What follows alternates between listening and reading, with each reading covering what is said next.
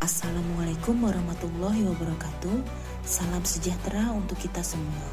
Kami dari kelompok 1.3 ingin mempresentasikan salah satu tokoh besar Indonesia yang sangat inspiratif.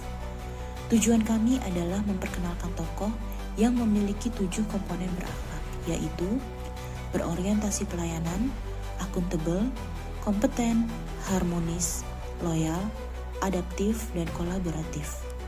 Tokoh yang kami pilih adalah Bapak B.J. Habibie, Presiden Republik Indonesia ketiga, sekaligus Bapak Teknologi Indonesia.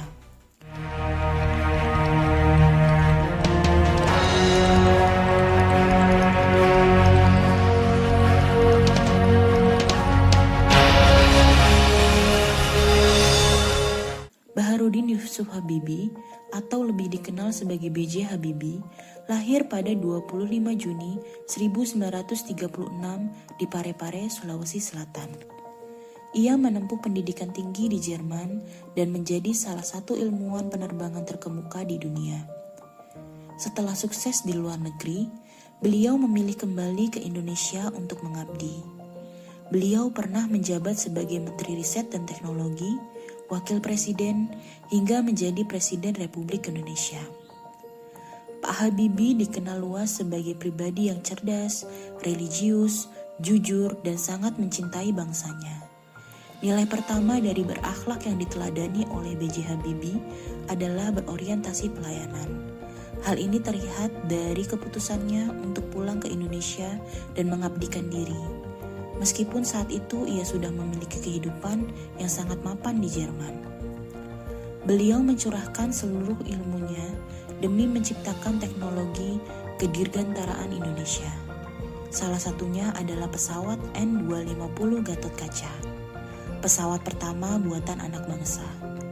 Beliau juga memperjuangkan agar teknologi bisa dinikmati oleh seluruh rakyat Indonesia. Dalam setiap kebijakan dan keputusan, kepentingan rakyat selalu menjadi prioritas utamanya. Dari situlah kita belajar bahwa pelayanan terbaik bukan hanya tentang pekerjaan, tapi tentang pengabdian tanpa batas untuk kebaikan bersama. Nilai kedua dari berakhlak yang dapat diteladani dari B.J. Habibie adalah akuntabel. Bapak B.J. Habibie menunjukkan sikap akuntabel melalui berbagai tindakannya, terutama selama menjabat sebagai presiden. Ia dikenal sebagai sosok yang berintegritas, transparan, dan bertanggung jawab dalam menjalankan pemerintahannya. Salah satu contoh konkret adalah kebijakannya yang membuka keran informasi seluas-luasnya dengan menghapus surat izin usaha penerbitan pers dan memberikan kebebasan pers kepada masyarakat. Beliau juga memiliki integritas yang tinggi dan tidak menyalahgunakan kekuasaannya untuk kepentingan pribadi. Meskipun memiliki jabatan yang tinggi, beliau dikenal sebagai sosok yang sederhana dan tidak hidup mewah.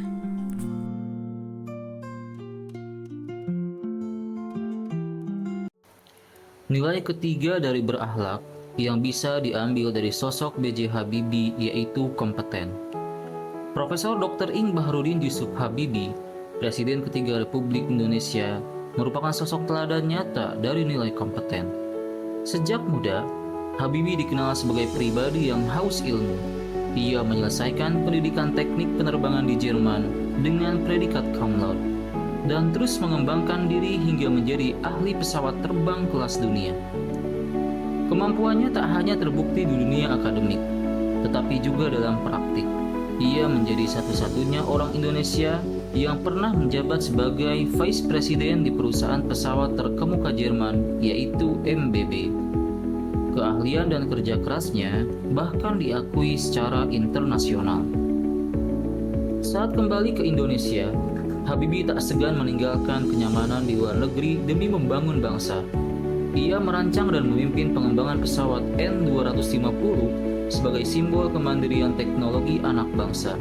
Dalam setiap langkahnya, Habibie menunjukkan kompetensi tidak hanya secara teknis, tetapi juga dalam kepemimpinan, manajemen, dan pelayanan publik. Di tengah jabatannya sebagai presiden, Habibie menghadapi tantangan besar, reformasi, peralihan demokrasi, dan krisis ekonomi. Namun, ia mengambil keputusan strategis dengan cerdas dan bijak. Ia membuktikan bahwa kompetensi bukan hanya soal kecerdasan, tetapi juga integritas, keberanian, dan kemampuan mengambil keputusan di saat genting.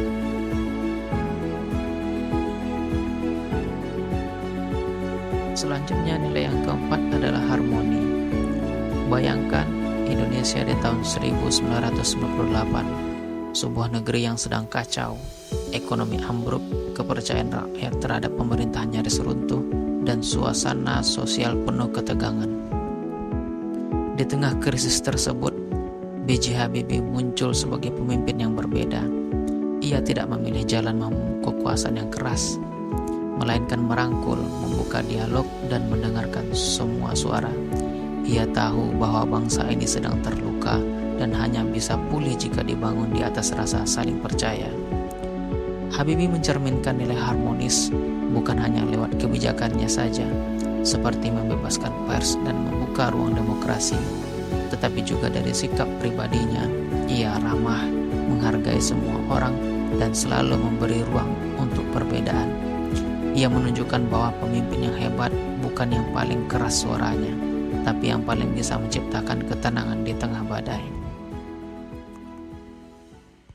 Selanjutnya ada sikap loyal, di mana sikap loyal B.J. Habibie tercermin dalam dedikasinya yang tinggi terhadap bangsa Indonesia.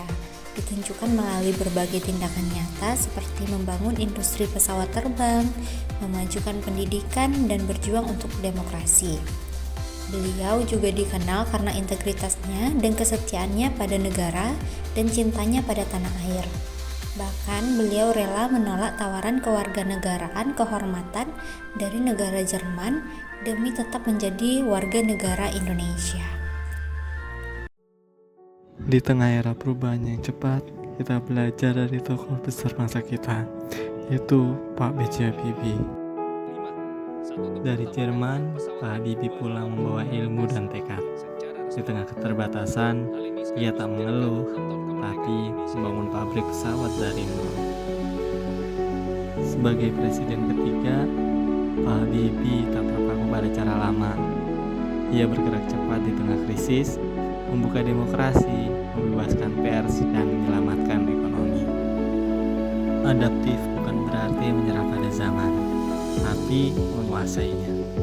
Jadilah seperti Pak Habibie, belajar tanpa henti, bekerja dengan hati, dan siap menghadapi perubahan apapun dengan ilmu dan integritas.